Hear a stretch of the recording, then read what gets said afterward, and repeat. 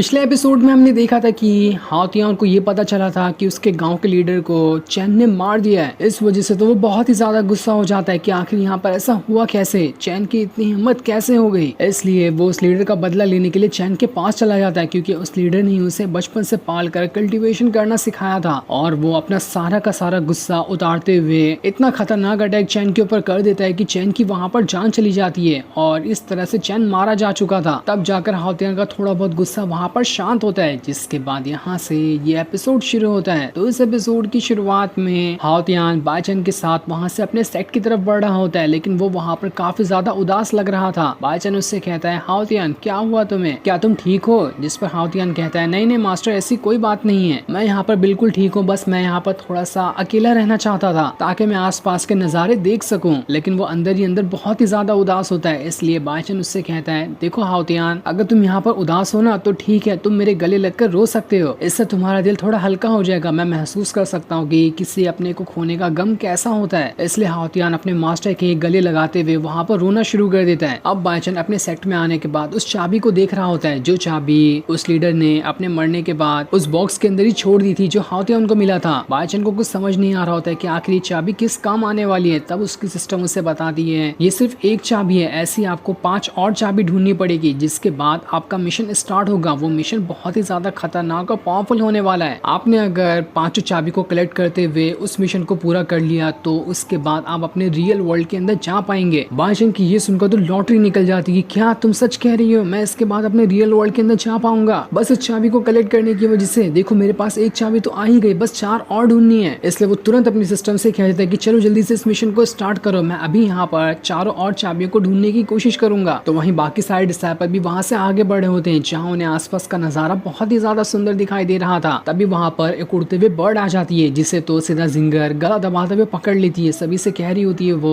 कि देखो हमने काफी टाइम से कुछ नहीं खाया, आज तो हम इसे ही पकाकर खाने वाले हैं, हमारा यहाँ पर कम से कम पेट तो भर जाएगा। तो बताओ कि यहाँ पर इसे कौन पकाना चाहता है? जो नहीं पकाएगा उसे यहाँ पर भूखा रहना पड़ेगा। लेकिन तभी वो बर्ड जिंगर के हाथ के ऊपर ही उल्टी करते हुए वहां से भाग निकलती है, क्योंकि वो बर्ड ने वहां पर एक छोटा सा लेटर लेकर आया था, जिसे ही देने वो यहाँ पर आई थी। वो मास्टर वहां पर कह रहा होता है, ये लेटर तो बाही एकेडमी का है, ये बर्ड हमें यहाँ पर बाही एकेडमी का लेटर दे देने के लिए आई थी। बाही एकेडमी जो है वो बहुत ही ज्यादा खतरनाक और पावरफुल है, उसके अंदर सारे के सारे दुनिया के जो जीनियस डिसाइपल है उन्हें रखा जाता है। लेकिन उन्होंने हमें यहाँ पर लेटर क्यों भेजा, ये बात तो हमें बिल्कुल भी समझ नहीं आ रही। क्या वहाँ पर कुछ फेस्टिवल वगैरह होने वाला है क्या, जिस फेस्टिवल में वो आसपास के सारे सेट के लोगों को बुला रहे हैं? हो सकता है कि शायद ऐसी कुछ बात हो। जिंगर कह रही होती है, ऐसी बात थी तो इन्होंने ऐसी बर्ड को यहाँ पर क्यों भेजा, कोई खतरनाक बर्ड को भेजना चाहिए था ना। बाकी डिसाइपल कह रहे होते, बर्ड को क्या डायनासोर को भेज देना चाहिए था, तुम भी ना कुछ भी बातें करती हो। मास्टर वहाँ पे कह रहा होता है, अरे तुम लोग यहाँ पर चुप हो जाओ, जरा मुझे लेटर पढ़ने तो दो कि आखिर इसमें क्या लिखा हुआ है। जैसे वो उस लेटर को खोलता है, उसके अंदर से एक एल्डर बाहर निकल कर आता है। ये उस लेटर की ही मैजिक टेक्निक थी, उसके अंदर जो भी चीज लिखी होगी ना, वो ये एल्डर बाहर निकलने के आने के बाद सभी को समझाने की कोशिश करेगा, बिल्कुल किसी तरह के मैजिक स्पेल की तरह। कुछ डाउट हो तो वो उस एल्डर से पूछ भी सकते हैं, वो कोई असल में इंसान तो नहीं, लेकिन बस मैजिक से बना हुआ एक ह्यूमन लाइक फिगर है। उसे देखकर तो सभी हैरान रहते कि आखिर ऐसा कैसे पॉसिबल है, बाही एकेडमी के लोगों के पास तो कितनी खास टेक्निक है, इस तरह की चीज के बारे में तो हमने कभी पहले सुना भी नहीं था। मास्टर कह रहा होता है, तुम सच में एक ह्यूमन लाइक फिगर हो ना, असली इंसान तो नहीं हो ना, मैं लाऊं तुम्हारे दांत तोड़ के देखता हूँ। जिसके बाद उसने तो उस बेचारे के दांत भी तोड़ दिए थे। तब वो एल्डर उससे कहता है, अरे मास्टर ये आपने क्या किया, मैं तो यहाँ पर असली इंसान आया था, मैं कोई ह्यूमन लाइक फिगर नहीं हूँ, बल्कि मैं तो असली इंसान हूँ, आपने मेरे यहाँ पर तो दांत ही तोड़ दिया। वो वहाँ पर कह रहा होता है, हमारी बाही एकेडमी में है ना, उसमें बहुत सारे गद्दार लोग घुस चुके हैं, जिन्होंने धीरे धीरे करते हुए बाही एकेडमी के ऊपर कब्जा करना स्टार्ट कर दिया है। हमारी बाही एकेडमी उन गद्दारों के चंगुल में पूरी तरह से जाते हुए जा रही है। वो मास्टर कह रहा होता है, मैंने तो सुना है कि बाही एकेडमी का मास्टर बहुत ज्यादा पावरफुल है, उसने क्या किया, उसने कोई एक्शन नहीं लिया क्या, उसे तो इन सब के खिलाफ एक्शन लेना चाहिए था। वेल्डर वहाँ पर कह रहा होता है, आपने बिल्कुल सही कहा, लेकिन हमारे जो मास्टर है ना, उनकी तबीयत बहुत ज्यादा खराब है, वो अभी कुछ भी करने के लायक नहीं है, अगर वो ठीक होते तो हमें किसी चीज की टेंशन होती ही नहीं। मैं यहाँ पर आपसे मदद मांगने के लिए आया हूँ, इससे पहले कि हमारे जो मास्टर है वो कोमा में चले जाए, उससे पहले आपको हमारे सेट में जाकर वहाँ की सिचुएशन को संभालना होगा। मुझे पूरी उम्मीद है कि मास्टर आप और आपके सारे डिसाइपल मिलकर ये काम पूरा कर देंगे। वो मास्टर अंदर ही अंदर सोच रहा होता है कि अब इस बेवकूफ को मैं क्या बताऊं कि मैं भी तो यहाँ पर खाली ज्वाइन हुआ हूँ, यहाँ का असल मास्टर तो कोई और ही है। लेकिन खैर छोड़ो, ये मुझे यहाँ पर असली मास्टर समझ रहा है तो मैं यहाँ पर थोड़ी बहुत तारीफ ही बटोर लेता हूँ ना। जिसके बाद बाईचैन के बाकी सारे डिसाइपल भी कह रहे होते हैं, हम भी यहाँ पर आपके साथ बाही एकेडमी में जाने के लिए तैयार हैं। है। तब वो मास्टर कहता है कि लगता है अब तो मुझे यहाँ पर बाय चांस से एक बार परमिशन लेनी ही होगी, मैं उसकी परमिशन के बगैर इन डिसेबल को नहीं ले जा सकता, इन्हें कुछ हुआ तो जिम्मेदारी मेरी हो जाएगी। इसलिए वो मास्टर उस एल्डर के साथ बाय चांस के पास आता है और उसे सारा का सारा मामला समझा देता है। ये देखकर बाय चांस की सिस्टम उससे कहती है मास्टर आप चाहो तो इस मिशन को ले सकते हो, अगर आपने इस मिशन को पूरा किया तो आपको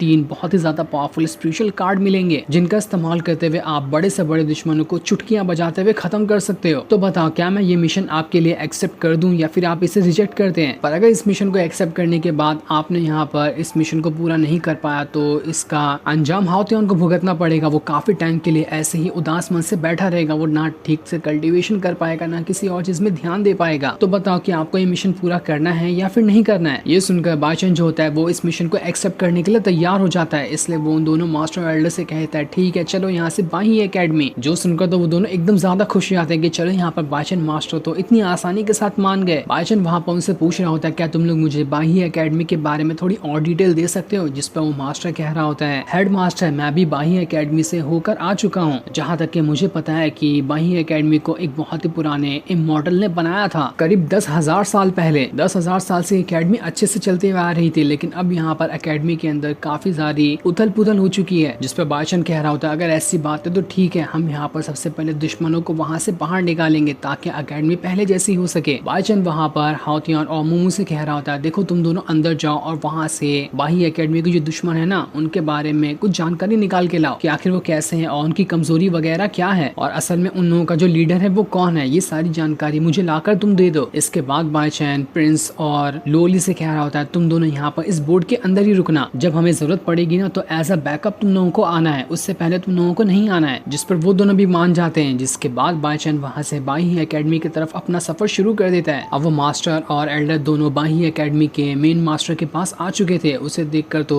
वो मेन मास्टर वहाँ पर कह रहा होता है अरे मास्टर तुम यहाँ पर अभी तक के जिंदा हो, मुझे तो लगा था कि तुम कब का मर आ गए, अगर तुम जिंदा हो तो कोई बात नहीं, तुम्हें यहाँ पर मेरी मदद किए बगैर नहीं जाना है, क्योंकि मैं अपने मरने से पहले अपनी एकेडमी को वापस पहले जैसा देखना चाहता हूँ। मैं उसे ऐसे दुश्मनों के हाथों में जाते हुए नहीं देख सकता। अब सारी जिम्मेदारी तुम दोनों के ऊपर ही है कि तुम्हें यहाँ पर इस सेट को बचाना है। अगर तुमने यहाँ पर से दुश्मनों को हटा दिया तो इसके बदले मैं जितनी मेरे पास राइटिंग स्किल है जिसका इस्तेमाल करते हुए मैं काफी मैजिकल स्पेल्स और लेटर वगैरह लिख सकता हूँ, वो सारी की सारी टेक्निक इस एल्डर को दे दूंगा। तब वो मास्टर कहता है अरे आपने तो यहाँ पर सारी चीजें उस एल्डर को दे दी, मुझे क्या मिलेगा। जिसमें मेन मास्टर कह रहा होता है तुम्हें भी मिलेगा, तुम्हें जो यहाँ पर मेरा पर्पल बाम्बू फॉरेस्ट दिखाई दे रहा है ना वो सब तुम रख लेना। तब वहाँ पर बाय चांस आता है जिसने एक हर्ब को लेकर आया था। वो उस हर्ब को लाने के बाद उसकी सारी की सारी पावर को मेन मास्टर के अंदर ट्रांसफर करना शुरू कर देता है। ये देखकर तो मेन मास्टर भी हैरान था कि अरे यहाँ पर इतना ज्यादा पावरफुल हर्ब किसके पास से आया। बाय चांस उससे कह रहा होता है मेन मास्टर ये हर्ब बहुत ही ज्यादा पावरफुल है, ये आपको कुछ और दिनों तक के जिंदा रखने में मदद कर सकता है। उस हर्ब की पावर की वजह से तो वो मेन मास्टर वहाँ पर खड़ा हो गया था। खड़ा तो क्या हो गया, तब वो वहाँ पर अपना ब्रेक थ्रू तक के कर जाता है। बूढ़ा मास्टर तो एकदम हैरान था कि यहाँ पर ये हो कैसे गया, ये हर्ब्स इतना छोटा सा और इसने कमाल इतना बड़ा कर दिया। इसलिए मेन मास्टर जो होता है वहाँ पर चाय पानी मंगाकर बाय चांस का शुक्रिया कर रहा होता है उसकी यहाँ पर मदद करने के लिए। आपकी यहाँ पर मदद करने के लिए आपका बहुत बहुत शुक्रिया, आपको जो रिवॉर्ड चाहिए होगा मैं वो देने के लिए तैयार हूँ। जिस पर बाय चांस भी कह रहा होता है नहीं ऐसी कोई बात नहीं है, मैं तो बस यहाँ पर आपकी मदद करने के लिए आया था। ये सुनकर वो मास्टर और जो एल्डर होता है वो मेन मास्टर से कह रहे होते हैं आप अभी भी हमें वो बाम्बू फॉरेस्ट और राइटिंग वाली जो स्किल है वो देने के लिए तैयार है ना, हम आपकी यहाँ पर मदद करें तो।